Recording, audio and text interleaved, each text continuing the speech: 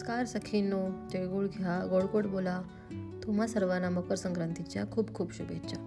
संक्रांत आली की वेध लागतात ते हळदी कुंकवाचे. आज माझ्या घरी सुद्धा हळदी कुंकवाचा छोटासा कार्यक्रम आहे. आजची ही तयारी कशी आहे, मी कशी नटली आहे, ह्या खास सोहळ्याची झलक आजच्या ह्या व्लॉगमध्ये आपण पाहणार आहात.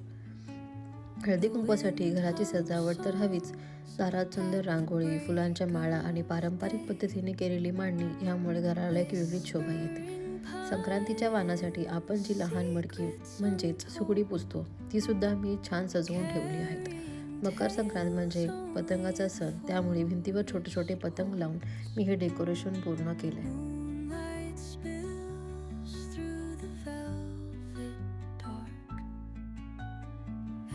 सण म्हटलं की स्त्रीचा शृंगार आलाच. आजचा हा खास दिवसासाठी मी सुंदर काळी साडी परिधान केली आहे.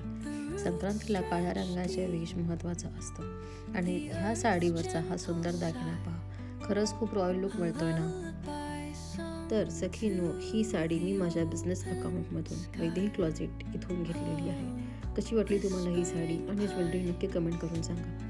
तुमच्यासाठी आनंदाची बातमी म्हणजे वैदेही क्लॉजेटमध्ये आता संक्रांत स्पेशल डिस्काउंट चालू आहे टिल 25th. सो ज्यांना ही साडी आणि ज्वेलरी और व्हरायटी बघायची असेल तर नक्की विजिट करा इंस्टाग्राम हँडल वैदेही क्लॉजेट. बिझनेसची सर्व माहिती मी खाली डिस्क्रिप्शनमध्ये दिली आहे.